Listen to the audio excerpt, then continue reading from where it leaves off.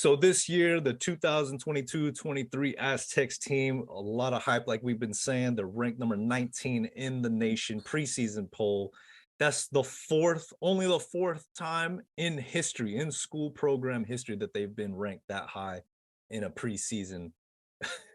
Like, it's hard to believe, but it's true. So this schedule is pretty top heavy before you get into conference mode. Right away, we play at home against Fullerton. You guys got any thoughts on Fullerton? I don't know much about them, to be honest with you. W. I mean, it should be a W. Yeah. I mean, I don't think they might be ranked top 150 in KenPom. They did win the Big West last year, right? I think they did win the Big West. Give them that. They got to play us at Vieja, so. Yeah. Then we got BYU coming into the building, right? Now, BYU doesn't seem like they're on the same level as previous Brigham Young teams, right? BYU is always tough. They just always play fundamental ball, and they have some transfers that came in from a couple different places, right? I'd have to look, but I was looking. I think there's 2 or 3 transfers from other big schools. Always hitting those threes. Always hitting. Yeah, they just play, and they're gritty. That's the Hoosier stuff, man. They always seem to play well, and it's always a battle. It's always a battle. I don't think they beat us sometimes, and we beat them, but it's not like teams blow each other out for the most part. I think they got us the most, maybe a couple, 7, 8, 9 points that one year, but it's always a battle, and it's always a good old rivalry. I love having that game on the schedule every year, because that just, to me, is that old, Mountain West whack kind of thing where it's like, I love it. So I'm glad we're playing them. Yeah, they got Rudy Williams, who transferred in. He was a finalist for SDSU. We were recruiting him hard. And then I think it came down to us and BYU, maybe another school, and he chose BYU. So, I mean, if we were seriously looking at him, he's a pretty good player. Yeah. Well, I love having Stanford on the schedule. It's up there. It's a road game for us, but having that Pac-12 team, always got to have a Pac-12 team on the schedule. So we got them this year. I'm looking forward to that. Stanford's cool to go up to see and stuff, in a good road venue that will help them moving forward. I'm not trying to belittle anybody. You know what I mean? I'm just so pumped to start the season. I want to get to that Ohio State game. That's what I want to get to. Hey, you speak your truth, Mike. If you want to be little Stanford, you go ahead and you be little Stanford. I mean, it's an okay school. It's kind of like that. What is that? Boise State's a community college kind of thing. Trucker school. Trucker school. Yeah. No, but that'll be fun. That'll be a good game. Did you guys hear Bill Walton's rant on Wilner and Canzano the other day? Because obviously he's against UCLA leaving the Pac-12. And he's just like, what do we have to do with the Big Ten? No truck stops here in the Pac-12. Like, wow, this guy is just totally ripping into the Big Ten. But that's something to talk about, right? Conference expansion is always something we talk about in terms of football, because it does kind of dictate the moves. But basketball and every other Olympic sport, but basketball is like a huge deal. I mean, can you guys imagine Aztecs being in the Pac-12 and facing a Stanford twice a year? I think that'd be great. What's that? What's the whole deal with Gonzaga to the Big 12 talking now? Did you see that? Like, that seems weird to me. That seems weird to me, not having a football team to go to the Big 12. That's interesting to me. Bunch of rumors. Yeah, I agree. Yeah, so Stanford, just to get back to Stanford, they actually had a player transfer out and go to USD, like one of their better players.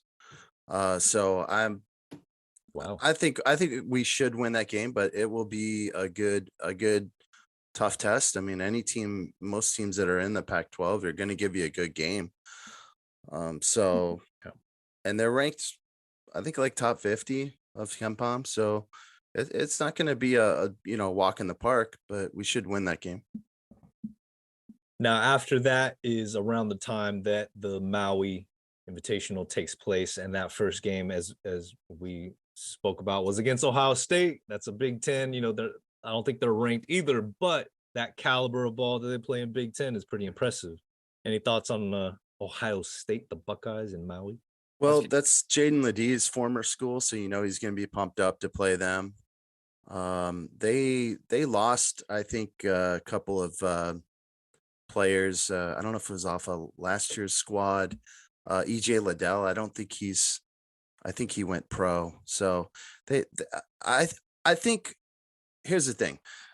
I think that the pre-season, what I call the preseason, right before the conference season starts, is gonna favor the teams who have more experience coming back than the teams who are younger, because it's Right. gonna take time for them to gel Mhm. and to, get accustomed to the college game. And you don't see like those teams like Duke or Kentucky, they tend to if they have a starting mostly freshmen, they tend to struggle early on, but then, they get better and better throughout the season and they're ready in March. So Tournament this is time. a perfect situation for us having a veteran team, experienced team to go into a Maui Invitational or against some of these other, good schools. That can really help us if we can get some wins. Like I said, it can help our ranking, can help our seeding moving into March. The other teams, may be able to improve more throughout the season because we're starting off at maybe a little higher level. But we've always had problems with seeding, right? Being seeded too low because we're in the Mountain West. So if we can do well in the preseason, I think we're gonna have a much higher seed. I mean, we could be like a 2 or 3 seed if we perform really well. I just wanted to say that I think it's a big if, but if the Aztecs run the table in November, beat BYU, we beat Stanford, and we win the Maui Invitational, I think they're going to be ranked in the top 5 in the country. Highest ever, right? I mean, I can't ever think of a higher. We were 4th, I think, in 2020, but that could potentially happen if we win the Maui Invitational. I could see us top 5. I think if we even if we lose one game, we could be top 10. I mean, rankings don't mean crap until, I mean, the tournament, tournament is everything, right? And you want to get that higher seed and survive in advance, but it would be nice to come out in November with a top 10 or top 5 seed. What I think is so important about that ranking is, but I mean in San Diego sports in general, right? I think with Aztecs basketball, there's a real opportunity here to do what the Padres did. We talked about it on the football side, but to be able to grab the attention of San Diego and hold it for however long, the basketball season goes, there's a real opportunity here for San Diego State if they can, put together another magical season like what we've seen with the Kawhi teams and with the Malachi Flynn teams. I mean, there is that opportunity, that real opportunity to grab the attention of the sports landscape again. And San Diego loves a winner, and this town is buzzing when the Aztecs are ranked really high. Oh man, Mike, who is one player you're looking forward to watching this season and doing some special things on the court? There's two. There's a. You only get one. Well, can I? One. Well, there's an X factor. Well, okay, all right. Don't take my guy either. Ladie. I mean, it's Ladie. I mean, that. Yeah, that's. I knew you were gonna say that. That's hurt my feelings in saying I can't have an X factor. So I think it's Ladie, but I think we all are looking forward to that because we don't know what's going to go on with him. We know we see he's a specimen. I didn't realize he could shoot threes. I just didn't. I didn't because I didn't know what to expect from him. So I was looking at some of the highlights. Him is the guy. The one wild card I'm looking at, and I'm curious to see what happens is DeMarshe Johnson. I don't know much about him, but I want to see what he can do because I'm curious about him and see what is going on because he played 9 minutes. You see this guy? You see how he just snuck that X factor in there just without not even like. You can cut it. You can cut it. All right, Fiend. Who are you looking? Who are you looking forward to, Fiend? Who are you trying to see on the court? So I can't take Ladie, right? Because that was going to be my guy. I mean, Ladie is the guy. Ladie is the guy that I'm absolutely excited to see this year because we heard so much hype about him in the off season. And just seeing him last night, hitting those threes, hitting mid-range jumpers, getting the offensive rebounds, being able to handle the ball. I mean, he honestly, I think Ledee could be a top 15 NBA pick. Wow. Okay. Yeah. No, I do. I think I get it. has the size. He has the length. If he can stretch the floor and hit threes plus the rebounding, the defense is the only thing the only question mark about him. I don't know yet. So we'll have to wait and see. And I didn't really paid that much attention to his defense last night. I was wowed by his offense and seeing the guy hit threes. And I love a guy who is a true stretch four that can step out and pop threes, but can also, go and tussle inside and get those rebounds. And Ledee is that guy. There's a lot of different players I want to see, but I do look forward to seeing Matt Bradley being surrounded with all this talent and, kind of being the man last year, having to shoulder a lot of the scoring load. I'm looking forward to him kind of also being able to be dominant, but also facilitate around, and seeing him come back after last season, and take this team to higher heights as really a leader, showing those leadership capabilities and those skills. And yeah, man, I'm excited. So who's your X factor, Fiend? Who's the guy you're like, I'm kind of curious about to see how he jumps? I thought you just did.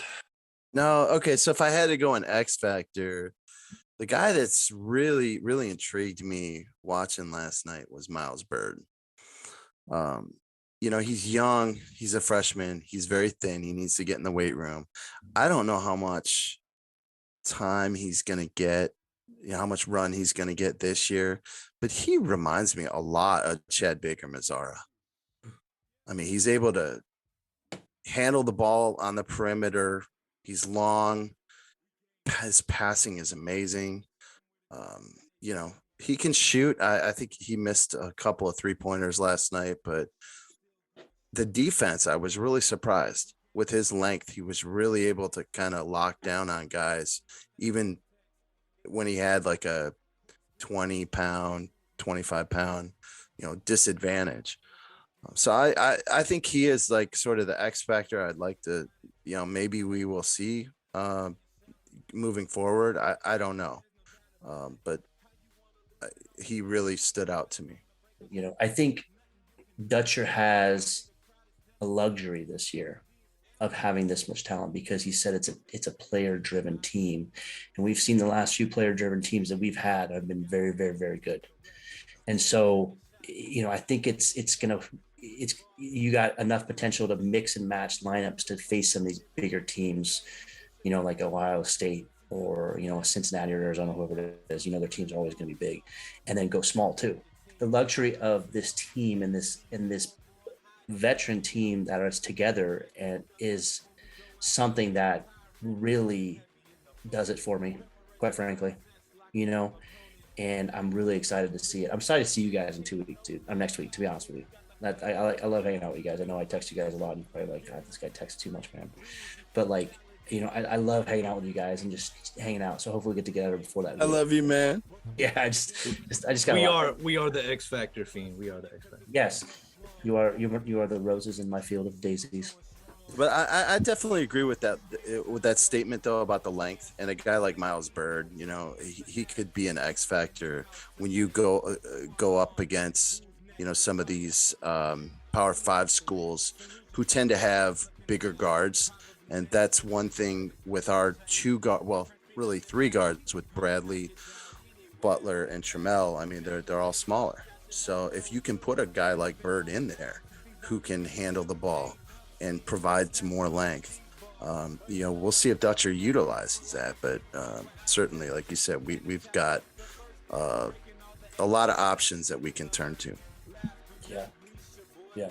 All right, everybody. Thank you for checking out this first episode of the 2022-23 season, the Kiss the Rings Aztecs basketball podcast. Guys, thank you for joining us, and we look forward to recording many episodes this season, many victorious recaps and previews. So On behalf of the guys, Mateo San Diego, SD Sports Fiend, and Mike Tortolak. We'll see you guys next time.